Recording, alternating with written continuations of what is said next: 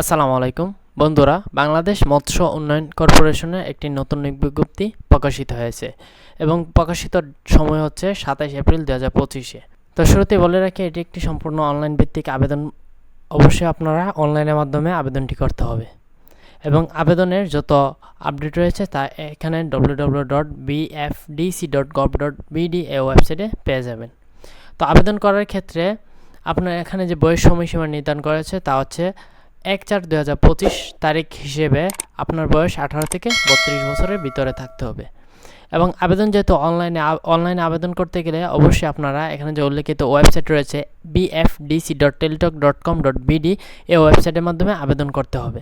এবং অনলাইনে আবেদন করা ও পরীক্ষার ফি জমা দান শুরুর তারিখ হচ্ছে 12/5/2025 সকাল 10টা থেকে 11/6/2025 বিকাল 5টা পর্যন্ত। এবং আবেদন করার 72 ঘন্টার মাধ্যমে আপনাদের আবেদন ফি জমা দিতে হবে SMS এর মাধ্যমে।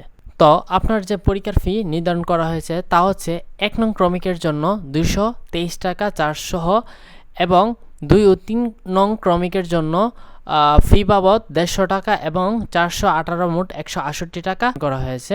তারপর হচ্ছে 4 থেকে 11 এখানে ফি বাবদ 100 টাকা এবং টেলিটক চার্জ বাবদ 12 টাকা নির্ধারণ করা হয়েছে।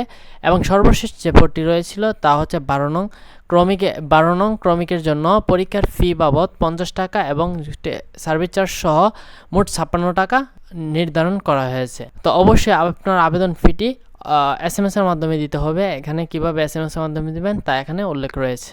তো চলেন বন্ধুরা দেখে নিই আপনারা কোন কোন বিষয়ে আপনারা আবেদন করতে পারবেন। তো প্রথমে রয়েছে টালি সহকারী, এখানে একটি অস্থায়ী পদ এটি। তো এখানে বেতন স্কেল হচ্ছে 9,000 থেকে 21,800। এখানে পদ সংখ্যা হচ্ছে 5টি। এর জন্য আপনারা উচ্চ মাধ্যমিক সার্টিফিকেট এবং টালি সহকারী কাজের 2 বছরের বাস্তব অভিজ্ঞতা থাকতে হবে। তারপর রয়েছে বাজেট সহকারী, এখানে পদটি হচ্ছে স্থায়ী পদ। এর জন্য পদ সংখ্যা হচ্ছে 1টি। এর জন্য বেতন স্কেল হচ্ছে 9,300 টাকা থেকে 22,490 টাকা। এর জন্য আপনাদের যে শিক্ষাগত যোগ্যতা প্রয়োজন হবে তা হচ্ছে বাণিজ্য উচ্চ মাধ্যমিক স্কুল সার্টিফিকেট পাস হতে হবে এবং তবে অভিজ্ঞতা সম্পন্ন প্রার্থীদের অগ্রাধিকার দেওয়া হবে। তারপর রয়েছে অফিস সহকারী কাম কম্পিউটার মুদ্রাক্ষরিক, এখানে পদ সংখ্যা হচ্ছে 5টি এবং বেতন স্কেল হচ্ছে 9,300 টাকা থেকে 22,490 টাকা। এর জন্য HSC পরীক্ষা উত্তীর্ণ হতে হবে এবং প্রতি মিনিটে মুদ্রাক্ষরে লিখনে বাংলায় 20 শব্দ এবং ইংরেজিতে 20 শব্দের গতি থাকতে হবে। তারপর রয়েছে ড্রাইভার, এখানে পদ সংখ্যা হচ্ছে স্থায়ী পদ এটিও। এর জন্য বেতন স্কেল নির্ধারণ করা হয়েছে 9,300 টাকা থেকে 22,490 টাকা। এখানে পদ সংখ্যা হচ্ছে 3টি। এর জন্য 8ম শ্রেণীর পাশ থাকলে এবং বাড়ি যানবাহন চালনায় বৈধ লাইসেন্স থাকতে হবে।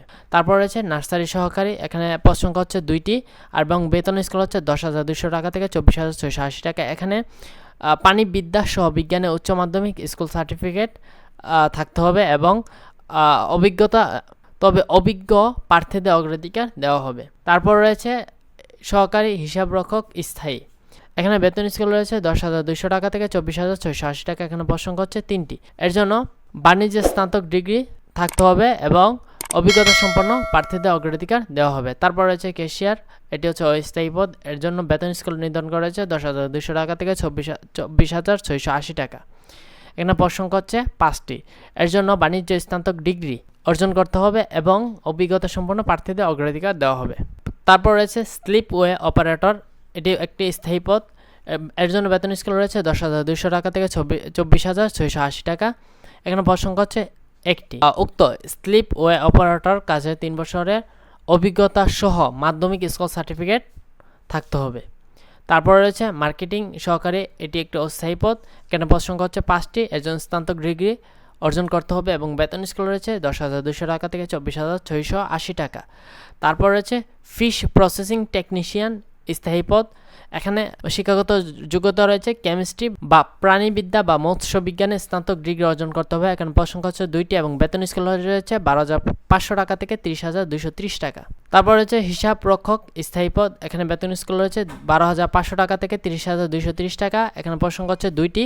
এর জন্য বাণিজ্য স্নাতক ডিগ্রি অর্জন করতে হবে। এবং সর্বশেষ যে পদটি রয়েছে তা হচ্ছে ব্যবস্থাপক ওই স্থায়ী পদ, এখানে বেতন স্কেল হচ্ছে 22,000 থেকে 53,060 টাকা। এখানে পদ সংখ্যা হচ্ছে 4টি।